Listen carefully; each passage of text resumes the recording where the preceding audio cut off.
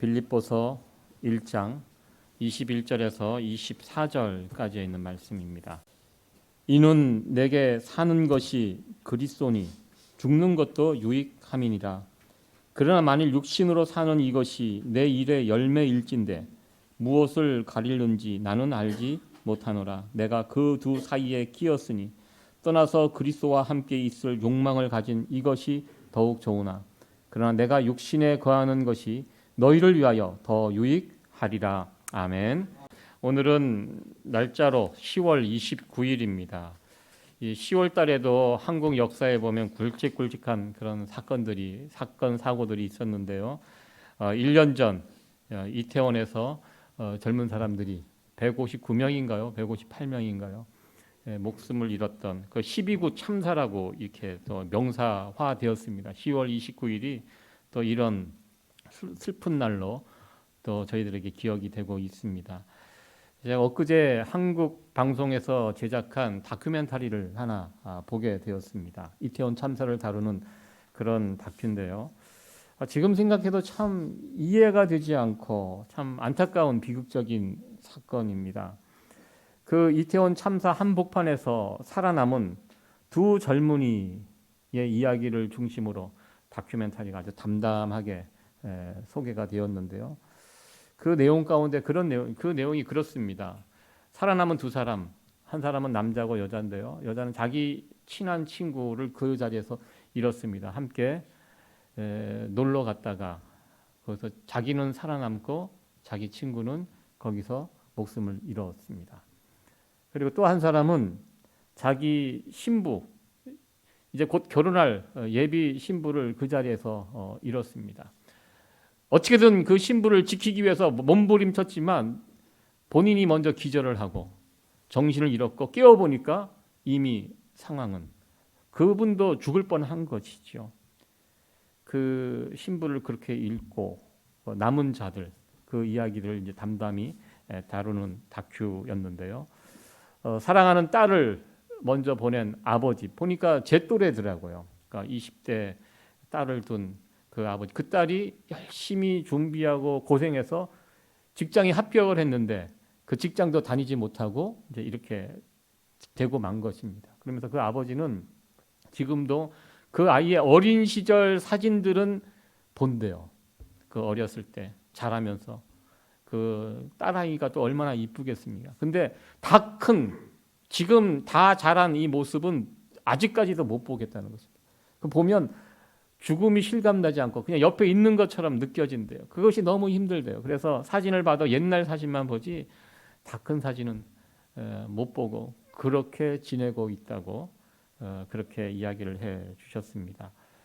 이제 결혼해야 할 그 자매를 잃은 그 청년 또한 너무너무 고통스럽게 지금도 생각만 하면 눈물이 쏟아지고 이제 1년이 지나면서 많은 사람들이 이제 그 사건을 잊어가고 있습니다. 그러나 가까운 가족들, 친구들은 여전히 그들의 죽음을 받아들이기가 힘들고 안타깝고, 그러면서 저도 그 다큐멘터리를 보면서 그곳에서 목숨을 잃은 사람들이 젊은 사람들입니다. 요즘 한국에서 젊은 사람들이 얼마나 귀합니까? 그 많은 생때 같은 젊은이들, 앞길이 창창한 그 젊은 사람들이 저들이 살았다면 앞으로 살 날이 얼마나 창창합니까? 이제 결혼하고 이제 직장 이제 들어가서 열심히 자기 꿈을 이루어가는 그럴 나이에 젊은이들이 그 꿈도 피워보지 못하고 마무리가 됐다는 것 참 생각해도 너무 안타까운 죽음이었습니다. 전 개인적으로 지난주에 한 주간 제가 목요일 날 아침인지 수요일 날 아침에 한국에 있는 제 동생에게 카톡이 왔습니다. 아침에 일어나서 보니까요. 외할아버님이 이제 소천하셨다는 그런 소식의 카톡이었습니다. 작년에 제가 나가서 뵀을 때도 건강하셨거든요. 이제 올해 소천하셨는데 올해 이제 105세 되십니다. 105세. 충분히 오래 사셨죠. 올 가을 추석 때도 가족들이 모여서 같이 식사하고 교제 나누고 그러셨다고 합니다. 그러나 안방에서 거실에서 방으로 이렇게 주무시러 들어가시다가 잠깐 넘어지셨는데 그 넘어지시면서 이 통증이 있어서 체크를 해보니까 이게 고관절에 금이 가셨다고. 그것 때문에 막 통증이 시작이 됐습니다. 그래서 결국 고향집으로 돌아가셔서 큰아드님, 저기 이제 외삼촌 되시는 분이죠. 그 집에서 요양하고 치료 받으시다가 갑자기 그렇게 또 돌아가신 것입니다. 뭐 크게 앓고 오랜 병수발 한 것이 아니라 그렇게 그냥 금세. 저도 이제 아프시다는 얘기, 넘어지셔갖고 뭐 뼈에 금이 갔다는 이야기를 들었는데 갑자기 그렇게 또 소천하셨다는 그런 소식을 접하면서 아침에 제가 좀 멍했습니다. 그래서 아침에 한국은 이제 저녁 시간이니까 어머님하고 이제 통화를 하면서 이제 105세에 돌아가셨기 때문에 아주 호상 중에 호상이죠. 그러나 저희 어머님도 이제 80세가 넘으셨는데요. 어머님이 이렇게 통화하는데 평소하고는 목소리가 다르지요, 확실히. 그 저보고는 괜찮다. 할아버님 충분히 오래 사셨고 105세고 그리고 네가 작년에 이렇게 나와서 할아버지 찾아뵙고 사진 찍고 막 이렇게 했던 거 너무 다행이다. 그 할아버지 그래도 너를 위해서 늘 기도해 주셨는데 뭐 이런 이야기를 하시는데 평소와는 저희 어머니가 좀 목소리가 다르시더라고요. 괜찮다 뭐 얘기하시지만 그 전화기 속에 슬픔이 배어 있는 그런 것을 느낄 수가 있었습니다. 저희 어머님도 80이 넘으시고 돌아가신 분도 105세. 저도 그때 뵀을 때 한 110세까지 가실 수 있겠다 생각했더니 이게 아니시더라고요. 100세 넘어가시면 또 하루 아침에 어떻게 되는지 참 이게 참 보면서 하루 안녕이라고 금방 그렇게 또 된다는 것을 우리 인생이 참 연약하고 더럽다는 것을 다시 한번 보게 됩니다. 아버지가 100살이 넘고 자녀가 80이 넘어도 장수의 복을 누렸다고 해도 사랑하는 가족과 이렇게 헤어지는 일은 슬프고 힘든 일이라는 것을 다시 한번 확인하게 됩니다. 여러분들 나이를 많이 먹었다고 해서 그 죽음이 두렵지 않은 것은 아닌 것 같습니다. 젊은 나이에 목숨을 잃어도 나이 점점 늙어가도 죽음의 문제는 언제나 우리에게 무섭고 두려운 문제일 것입니다. 여러분들은 어떻게 생각하십니까? 우리는 언젠가 죽을 것입니다. 어떻게 보면 우리가 하루하루 살면 죽음이 점점 우리에게 다가오고 있는 것인데요. 여러분들 그 죽음을 어떻게 바라보십니까? 그 죽음 기다려지십니까? 아니면 가능하면 천천히 나중에 왔으면 좋겠습니까? 물어보나 마나지요. 여러분들 사랑하는 가족이나 친구들, 친지들 그런 죽음들을 다 이미 경험해 보셨을 것입니다. 예수님을 믿는 우리들에게도 이 죽음의 문제는 슬프고 괴롭고 고통스럽고 또 무서운 문제일 수 있을 것입니다. 그렇다면 이런 질문을 해보게 됩니다. 예수님을 믿고 사는 우리들에게도 살고 죽는 이 문제, 오늘 사는 것과 죽는 것이 오늘 말씀의 제목입니다. 사는 것과 죽는 이것이 하나님을 모르는 세상 사람들과 비슷한 생각을 가지고 살아가는가? 예수님을 믿는 우리들은 사는 것, 죽는 것 어떻게 바라보면서 살아가야 하는가? 이 질문에 대한 답을 생각해 보는 그런 시간이 되기를 원합니다. 오늘 본문은 사도 바울이 죽고 사는 문제 어떻게 바라봤는지 사도 바울의 생사관을 보여주는 그런 말씀입니다. 사도 바울은 지금 로마 감옥에 갇혀 있습니다. 둘 중에 하나입니다. 감옥에서 풀려나든지 그래서 살든지 아니면 그 감옥 안에서 죽든지. 결론적으로 사도 바울은 그 감옥 안에서 죽습니다. 풀려나오지 않았습니다. 본인은 풀려나올 줄 알았는데 그렇지 못하고 결국 감옥에서 최후를 맞이하게 되는데요. 이 사는 거 죽는 거 이 문제가 사도 바울은 정말 지금 당면한 바로 그 문제였습니다. 내가 감옥에서 풀려나와 살게 될까? 아니면 이곳에서 죽게 될까? 자신의 이 문제를 그래서 묵상하는 가운데 한 문장으로 정리를 해버렸습니다. 그것이 21절에 있는 말씀입니다. 우리 같이 한번 읽어보도록 합니다. 시작. 이는 내게 사는 것이 그리스도니 죽는 것도 유익함이니라. 아멘. 여기 보면 내게 사는 것이 그리스도니 죽는 것도 유익함이라 이렇게 했는데요. 이 헬라어 단어는 다 명사로 되어 있다고 합니다. A는 B, C는 D.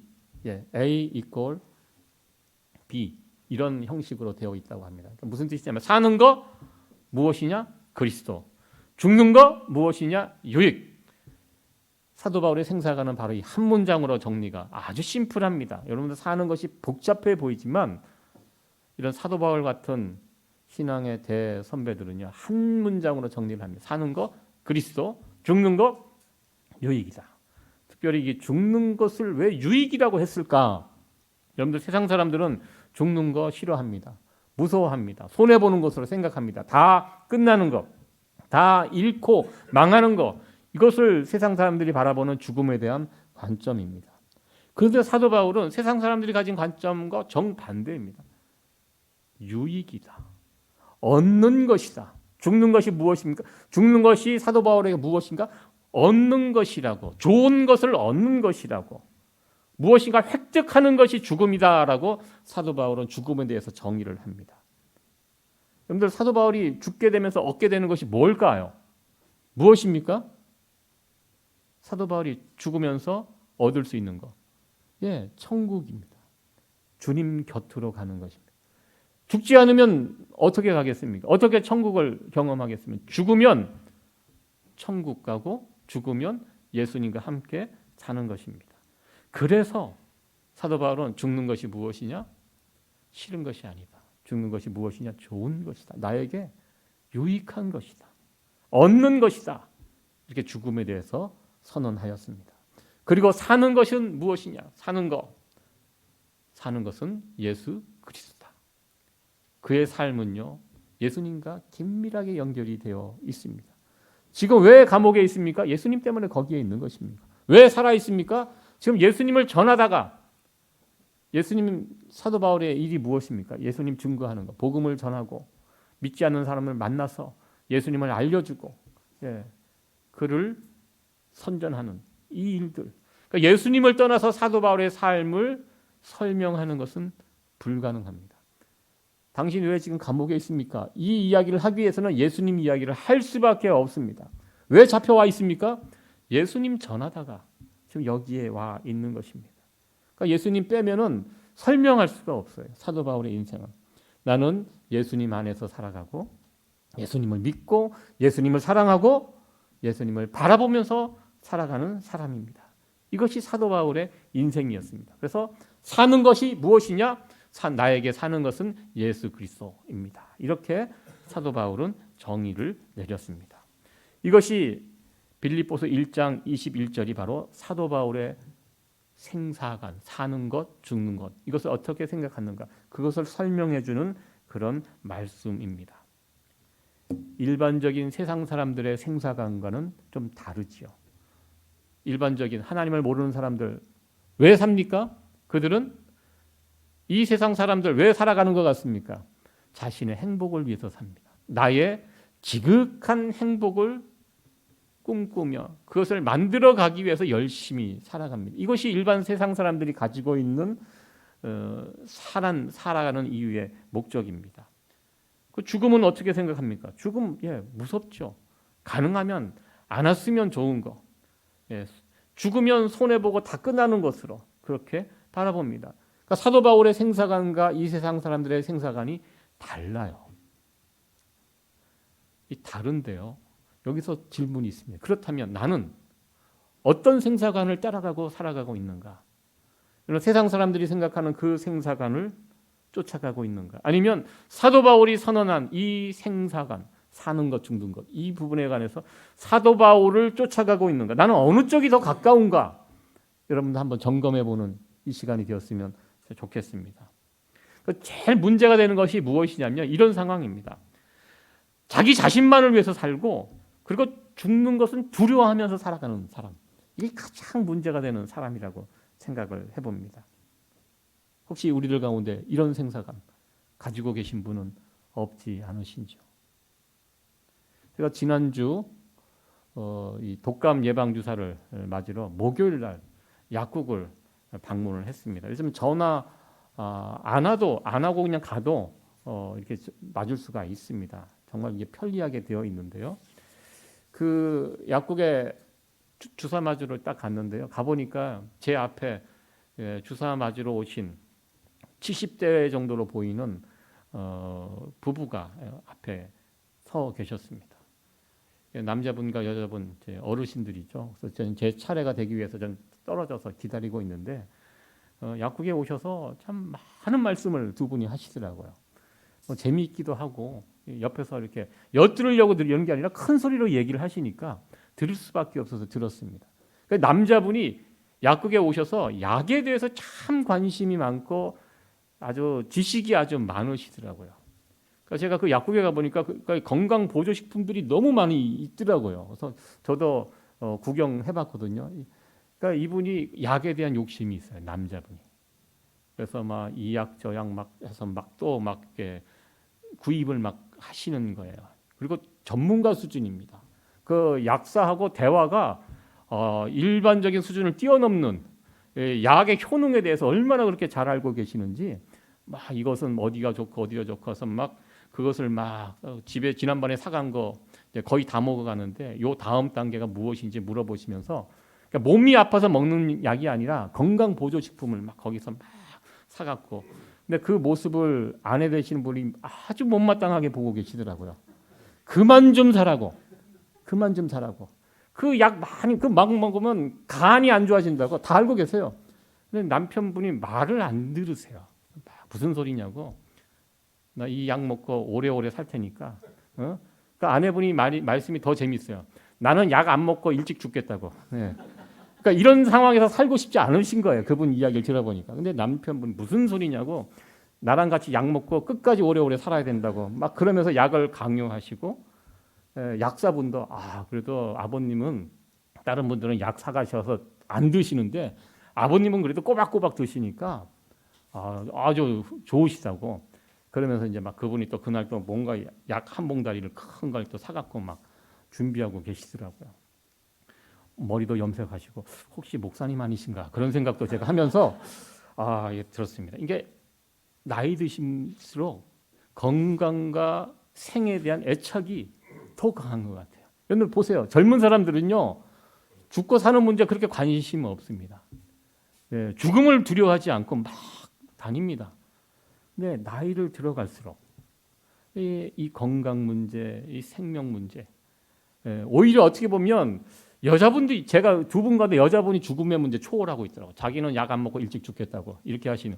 오히려 남자가 이런 부분에 대해서 더 전전긍긍한 것이 아닌가 그렇게 생각을 해보았습니다. 이게 쉬운 문제가 아니구나. 다들 사람들은 오래 살고 건강하게 살고 그렇게 살고 싶고 또 나이를 먹어갈수록 이런 감정이 줄어드는 것이 아니라 더 크게 일어나는 이런 것이 그것이 일반적인 우리의 모습이 아닌가. 여러분들도 약 많이 들고 드시죠? 예. 뭐 이렇게 뭐 혈압약이나 뭐 이런 콜레스테롤 이런 약 말고요. 건강 보조 식품. 저희도 보면 뭐 집에 가면 그런 뭐 홍삼 시리즈로 막 이렇게 있고 그래서 몸이 조금 안 좋으면 막 찾아서 먹고 막 그렇게 합니다. 참 이게 죽고 사는 문제를 초월해서 사도 바울처럼 이렇게 초월해서 산다는 것이 쉽지 않다는 그런 말씀입니다. 오늘 이어서 이야기하시는데요. 그렇다면 우리의 생사관, 세상 사람들이 붙들고 살아가는 생사관과 사도 바울이 말하는 이 생사관이 있는데요. 사실 우리가 이 사도 바울을 쫓아가야 되는데 그렇지 못한 우리들의 모습들을 보게 됩니다. 사도 바울이 오늘 주신 말씀을 설명을 합니다. 22절 말씀인데요. 같이 한번 읽어보도록 하겠습니다. 시작. 그러나 만일 육신으로 사는 이것이 내 일의 열매일진데 무엇을 가리는지 나는 알지 못하노라. 내가 그 두 사이에 끼었으니 떠나서 그리스도와 함께 있을 욕망을 가진 이것이 더욱 좋으나 24절까지 읽겠습니다. 그러나 내가 육신에 거하는 것이 너희를 위하여 더 유익하리라. 아멘. 여기 보면 참 이해하기가 쉽지 않은 그런 말씀 같은데요. 육신으로 사는 이것이 내 일의 열매일진데 무엇을 가리는지 나는 알지 못하나. 지금 사도 바울이 하는 이야기는 이런 얘기입니다. 사는 것 죽는 것 중에 사도 바울이 무엇이라고 얘기했습니까? 자신은 사는 것보다 죽는 것이 유익하다. 더 좋다고 이야기했습니다. 그러면 빨리 죽고 주님 곁에 가는 것이 좋은데 지금 자기가 살아 있어요. 감옥에 살아 있습니다. 이 부분에 대해서 설명을 하고 있습니다. 그래서 우리 어르신들 나이 드시면 빨리 죽고 싶다 그런 이야기를 습관처럼 하시는 분들이 있는데요. 나중에 알고 보니 그거 아니라는 거 아시죠? 본심은 그게 아니죠. 사도 바울이 지금 그 이야기하는 거 아니라는 것입니다. 사도 바울은 정말 빨리 죽고 그래서 주님 곁에 가는 것을 좋아합니다. 더 여기 보면 이런 말씀에 더욱 좋으나라는 표현이 있습니다. 그리스도와 함께 있는 욕망을 이것이 더 자기가 삶과 죽음 사이에 지금 끼어 있는데 주님 곁에 가는 것이 여기 더욱 좋은 것. 비교해서 살짝 좋은 게 아니라요. 비교했을 때 게임이 되지 않을 정도로 훨씬 좋은 일이 주님 곁에 가는 것이 훨씬 좋은 것인데 지금 가지 못하는 이유가 무엇인가? 하나님께서 나를 이 땅에 남겨두신 이유가 있다는 거죠. 무엇이냐? 내가 육신으로 살아있는 것이 어떤 열매를 기대하고 우리 하나님께서 이 땅에 자신을 남겨두셨다는 것입니다. 그 열매 때문에 내가 죽지 않고 여기에 남아있다라고 사도 바울이 지금 이야기하고 있는 것입니다. 이 열매가 무엇입니까?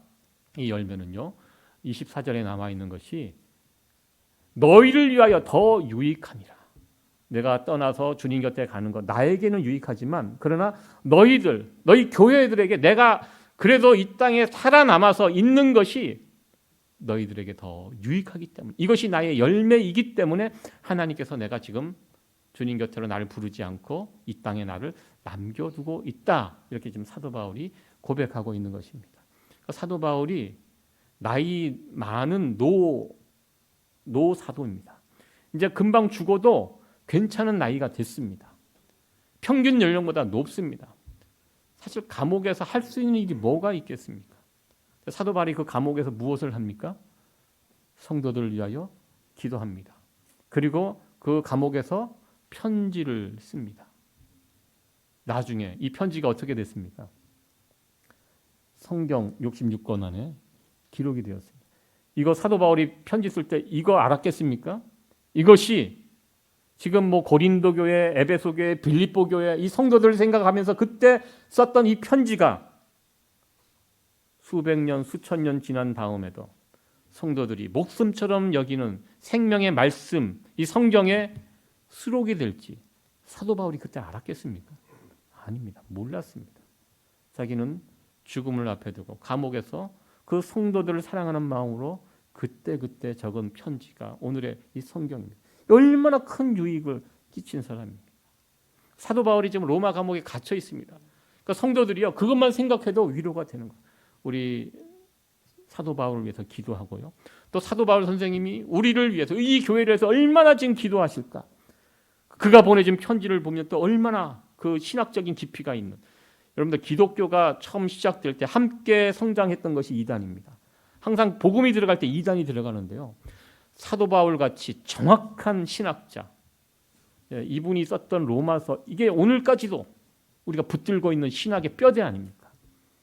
정황부도한 이 신학을 가진 사도 바울 선생님께서 그 이단이 난무한 그 세상 가운데 편지를 써서 무엇이 옳고 그른지를 가리고요. 교회를 세우고 교회를 유익하게 하고 그러니까 사도 바울이 살아있는 그 존재 자체가 그 당시 교회에게는 큰 유익이 되었습니다. 사도 바울이 어떤 문제가 있을 때 진단해서 편지를 보내고 그것을 통해서 교회가 혼란이 정리가 되고 안정이 되고 그러니까 사도 바울을 통해서 얼마나 많은 유익을 누리고 있었습니까? 사도 바울은 이제 그 이야기를 하고 있습니다. 하나님께서 나는 솔직히 이 감옥에서 이렇게 구질구질하게 사는 것보다 주님 곁에 빨리 가는 것이 나에게는 훨씬 유익하다. 근데 왜 하나님께서 나를 이 땅에 남겨두실까?